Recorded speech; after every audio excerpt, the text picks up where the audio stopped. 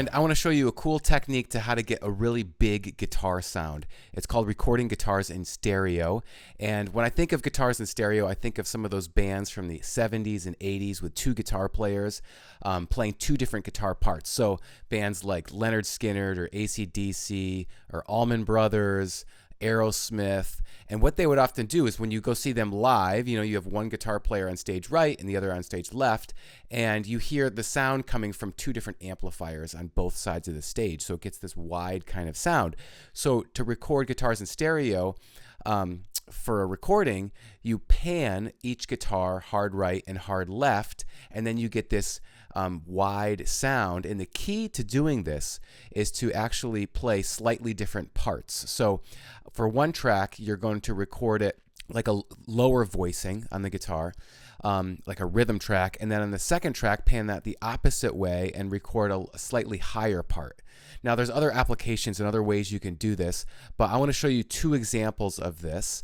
The first I have pulled up for a song that I'm recording right now, and I have that very technique. So you can see this down here. One guitar is panned all the way to the left, and the other guitar is panned all the way to the right, and it sounds like this.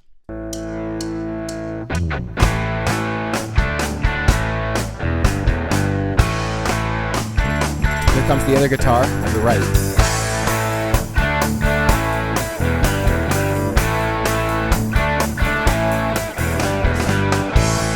Now here it is in the chorus where you really hear both guitars strumming.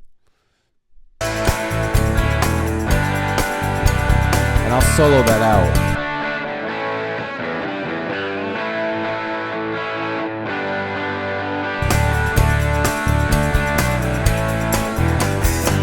So it just gets this big wall, this wide sound. Let's go over to here in the bridge section, and there's a single line that doubles an octave higher. So here's the first guitar part, coming in on the second.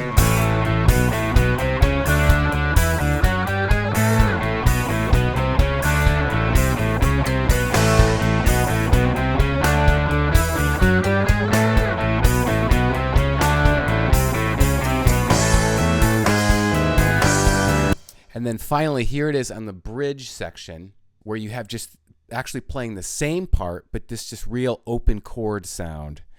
So here it is. Guitar left, guitar right.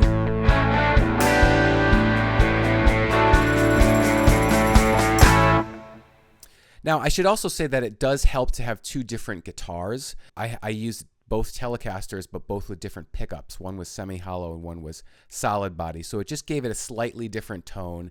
The classic example is a Les Paul and then a Strat as an opposite, guitar tones.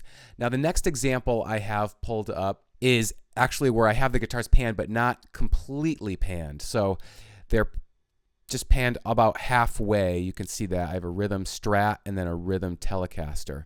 And when you play them together, this is what that sounds like.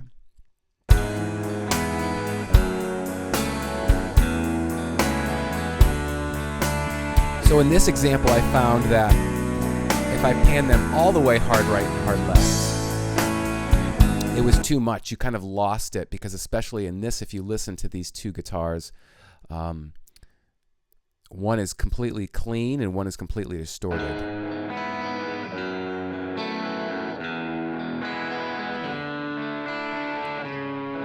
So if I pan them, it took away from the sound. So I liked it like that. And then over here, I have the solo section, and I panned that almost all the way.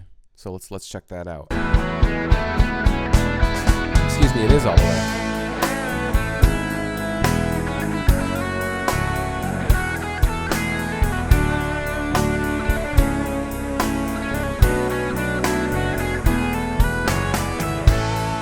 This is about panning. I encourage you to try it out and use your own ear to see what sounds good.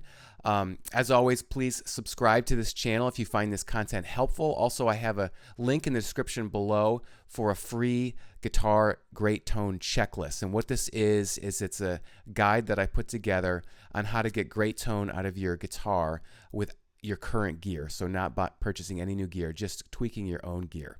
And thank you so much for watching, and I'll see you on the next video. Bye-bye.